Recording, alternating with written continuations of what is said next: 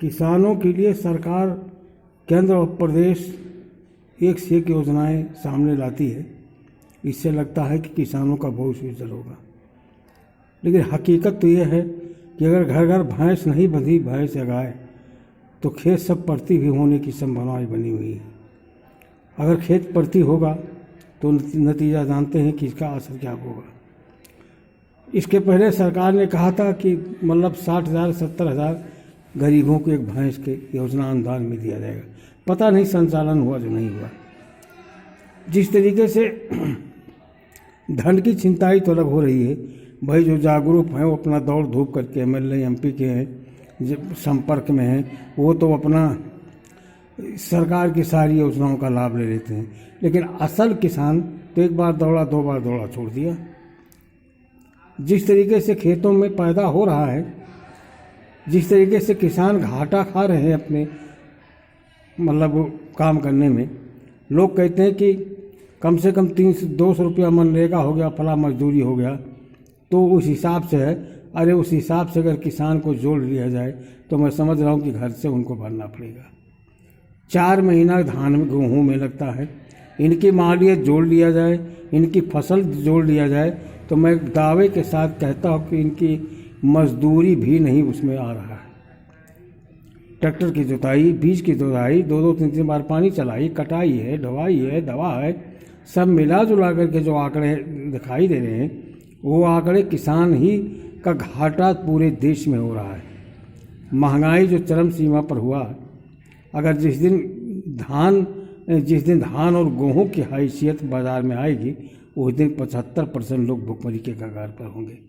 सरकार योजनाएं तो चलाती है, लेकिन वो कागज़ में चलता है या स्पेशल उनके शागिर्दों को मिलता है जो उनके करीबी लोग हैं। 90% लोगों को इसकी योजनाओं की जानकारियां नहीं होती हैं।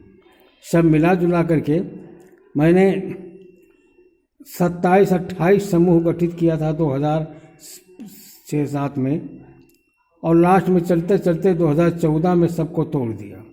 तोड़ना इसलिए पड़ा कि रुश्वतखोरी भ्रष्टाचार की चरम सीमा थी। अगर मैं उस योजना को संचालन करता तो समझ लीजिए कि मैं बदनाम हो जाता और मुझे खुद इसका कष्ट होता, क्योंकि बगैर पैसा दिए, बगैर कोई काम नहीं ऑफिस से होता, और बगैर बैंक कमीशन दिए लोन नहीं मिलता लोगों को। तो ये सब मिला करके छोड़ दिया था। और सरकार ने जितनी योजनाएं, वैसे मैं अपने शासनकाल में 1991, 92, 93 में डेयरी सप्लाई करता था और गोरखपुर यहाँ से दूध जाती थी।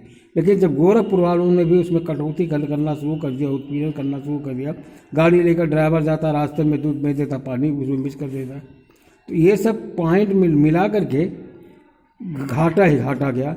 यानी सरकार की जो भी योजनाएं चलती हैं वो कागजी पर चलती हैं। जितना पैसा सिद्धार्थनगर को विकास के लिए दिया जा रहा है, उससे खूबसूरत शहर पेरिस लंदन भी शर्मा जाएगा, लेकिन हकीकत कुछ नहीं है। विकास, शिक्षा, स्वास्थ्य तीनों को देखिए।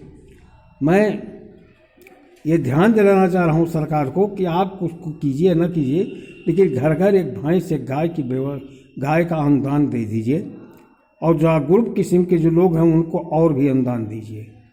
जो पाले हुए हैं मतलब समूह गठित करके वो हैं 2 भैंस 3 भैंस ऐसे करके जो बांधे हैं, उनको और सहयोग दीजिए। ऐसा नहीं हो, लेकिन ऐसा होगा नहीं, क्योंकि वो गरीबी रेखा में आते नहीं हैं, और जो गरीबी में रेखा आते हैं उनकी पहुंच नहीं हो तक पाने के लिए, तो बिचौलिया ही सब सारा सुविधा ले लेते हैं। अगर खेत समझ लीजिए कि अंग्रेजी खाद डालते डालते कई साल तक ये चलेगा, 2 साल 4 साल 6 साल 8 साल, फिर धीरे धीरे परती की तरफ चला जाएगा। और जब परती होगा तो जानते हैं, जब अन्न नहीं होगा तो सोना जेब में होगा और दाना के लिए तरसेंगे। सरकार को चाहिए कि तत्काल ग्रामीण अंचल में भैंस और गाय सारी योजनाएं बंद करके एक गाय एक भैंस दे दे, जिससे कि किसान लेकर के परवरिश करें। यदि ऐसा होता है तो उत्तम प्रदेश कहलाएगा, वर्ल्ड में नाम होगा, सरकार का भी और किसानों का भी बल्ले बल्ले होगा। यदि ऐसा नहीं हुआ तो देश बर्बादी के कगार पर होगा। जय हिंद, जय भारत। समाज सेवी नजर जिला सिद्धार्थनगर।